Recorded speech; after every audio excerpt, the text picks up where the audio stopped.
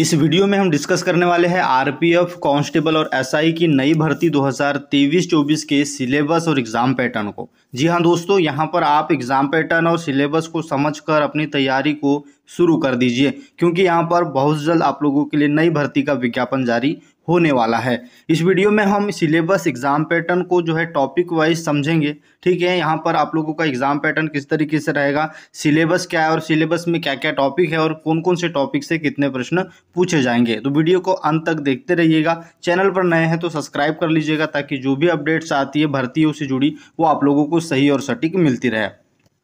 अब यहाँ पर बात करें आरपीएफ कांस्टेबल या फिर एसआई दोनों के लिए, तो यहाँ पर आप लोगों का जो सिलेक्शन प्रोसेस है वो सेम रहने वाला है, जिसमें सबसे पहले आप लोगों की लिखित परीक्षा होगी, सीबीटी एग्जाम होगी, उसके बाद आप लोगों का फिजिकल होगा और उसके बाद आपका डॉक्यूमेंट वेरिफिकेशन और मेडिकल एग्जाम होगा। ठीक है, तो सबसे पहले आप सिलेबस को देखिए, क्योंकि सबसे पहले आप लोगों का जो है एग्जाम है, तो उस अकॉर्डिंग आप अपनी प्रिपरेशन करेंगे। तो देखिए सिलेबस किस तरीके से यहाँ पर इसका एग्जाम पैटर्न रखा गया है। सबसे पहले बात करें तो 3 पार्ट यहाँ पर जो है डिस्ट्रीब्यूट किए गए हैं। सबसे पहला पार्ट ए है, जिसमें आपके सामान्य जागरूकता यानी जनरल अवेयरनेस से प्रश्न पूछे जाएंगे, जिसमें आप लोगों को जो है 50 प्रश्न पूछे जाएंगे और उसके लिए 50 ही अंक यहाँ पर दिए जाएंगे।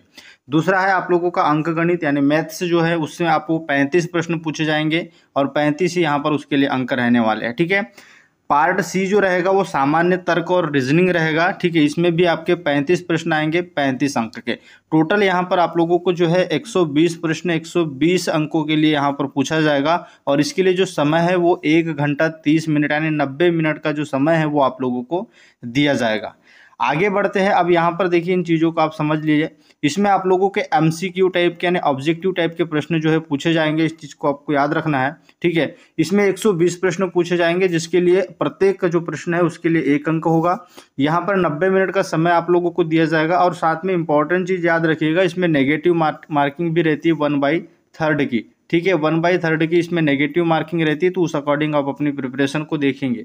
अब यहाँ पर आगे बढ़ते हैं, टॉपिक को डिस्कस करते हैं, कौन कौन से ऐसे टॉपिक है जहाँ से आपको प्रश्न पूछे जाएंगे और कितने प्रश्न पूछे जाएंगे। अब यहाँ पर टॉपिक देखते हैं कि कौन कौन से टॉपिक जो है यहाँ पर रखे गए हैं। अगर हम बात करते हैं जनरल अवेयरनेस में, तो जनरल अवेयरनेस जो है सबसे ज़्यादा आपको यहाँ पर पूछा जाता है, 50 प्रश्न यहाँ से पूछे जाते हैं। ठीक है, तो काफ़ी ज़्यादा इंपॉर्टेंट टॉपिक है। इसमें आप देख लीजिए कौन कौन से टॉपिक है। समसामयिकी दिया हुआ है, करंट अफेयर्स। ठीक है, करंट अफेयर्स से आपको प्रश्न पूछे जाएंगे। ठीक है, हमारे आसपास की घटनाएं और विकास। अगला है भारतीय इतिहास। ठीक है, भारतीय इतिहास में आप लोगों के तीनों जो खंड है उन्हीं से प्रश्न पूछे जाएंगे। कला और संस्कृति। ठीक है, अगला है भूगोल से प्रश्न पूछे जाएंगे। अर्थशास्त्र से जो है प्रश्न पूछे जाएंगे। अगला टॉपिक है सामान्य राजनीति से भी आपको जो है प्रश्न यहाँ पर पूछे जाएंगे। अब यहाँ पर आगे देखिए, आगे यहाँ पर आप लोगों को जो है भूगोल मैंने बता दिया। उसके बाद भारतीय संविधान। ठीक है, संविधान पूरा आप लोगों को यहाँ से प्रश्न पूछा जाएगा। खेल है ना, खेल संबंधित प्रश्न आपको पूछे जाएंगे और सामान्य विज्ञान, जिसमें फिजिक्स केमिस्ट्री और फिजिक्स केमिस्ट्री और बायोलॉजी तीनों से यहाँ पर जो है आपको प्रश्न पूछे जाएंगे। इसके लिए बेस्ट बुक अगर आप चाहते हैं तो आप कमेंट कीजिएगा, मैं आप लोगों को नेक्स्ट वीडियो में सजेस्ट कर दूंगा कि कौन सी बुक आप लोगों को इस एग्जाम के लिए लेनी है। अब बढ़ते हैं मैथ्स में कौन कौन से टॉपिक है, रीजनिंग में कौन कौन से टॉपिक है, उनको देखते हैं। अब यहाँ पर हम डिस्कस कर रहे हैं मैथ्स के टॉपिक, है ना। ये मैथ्स के टॉपिक है जिसमें संख्या प्रणाली। ठीक है, संख्या प्रणाली से आपको प्रश्न पूछे जाएंगे। पूर्ण संख्या। ठीक है, पूर्ण संख्या। अगला है दशमलव और अंश। ठीक है, संख्याओं के बीच संबंध। मौलिक अंकगणितीय संचालन, है ना। प्रतिशत से आपको प्रश्न पूछे जाएंगे, है ना। आगे आते हैं नीचे, समय अनुपात और समानुपात। ठीक है, समानुपात अनुपात से प्रश्न आपको पूछे जाएंगे। उसके बाद है आपका औसत। ठीक है, औसत से आपको प्रश्न पूछे जाएंगे। उसके बाद आप लोगों की दिलचस्पी से प्रश्न पूछे जाएंगे, है ना। लाभ और हानि से प्रश्न पूछे जाएंगे। उसके बाद है छूट, है ना, इसमें आपको प्रश्न पूछे जाते हैं। तालिका और जो है रेखांकन का उपयोग, इससे प्रश्न पूछे जाएंगे। क्षेत्रमिति, है ना, समय और दूरी, ये आपके जो मैथ्स के टॉपिक है वो यहाँ पर मैं डिस्कस कर रहा हूँ। उसके बाद समानुपात अनुपात। ठीक है, ये आप लोगों के मैथ्स के टॉपिक हो गए जहाँ से आपको प्रश्न जो है पूछे जाएंगे। अब बात आती है रीजनिंग के लिए, है ना। रीजनिंग में कौन कौन से टॉपिक है ये आप देख लीजिए। देखिए रीजनिंग में एक चीज़ होती है कि आप लोगों के रेलवे के एग्ज़ाम में चाहे आरपीएफ हो, ठीक है, एएलपी टेक्नीशियन हो, ग्रुप डी हो, ठीक है, या फिर एनटीपीसी हो, कोई भी एग्जाम हो, रीजनिंग का जो पार्ट होता है वो सेम होता है, इसमें कुछ भी अलग नहीं होता।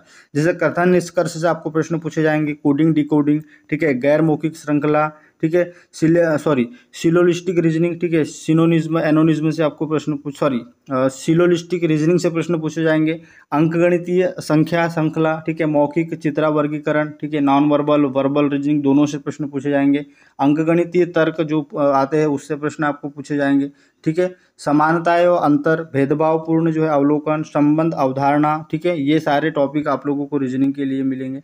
अगला है उपमा, ठीक है, उपमा यहाँ पर आप देखेंगे उपमा से प्रश्न पूछे जाएंगे, स्थानिक जो विजुअलाइजेशन है उससे आपको प्रश्न पूछे जाएंगे, स्थानिक उन्मुखीकरण से प्रश्न पूछे जाएंगे, समस्या और समाधान से प्रश्न पूछे जाएंगे, ठीक है, निर्णय लेना, ठीक है, विजुअल मेमोरी, ठीक है, समानताएं और अंतर, है ना, भेदभावपूर्ण अवलोकन, ये सारे टॉपिक आपकी जो है रीजनिंग के अंतर्गत आते हैं।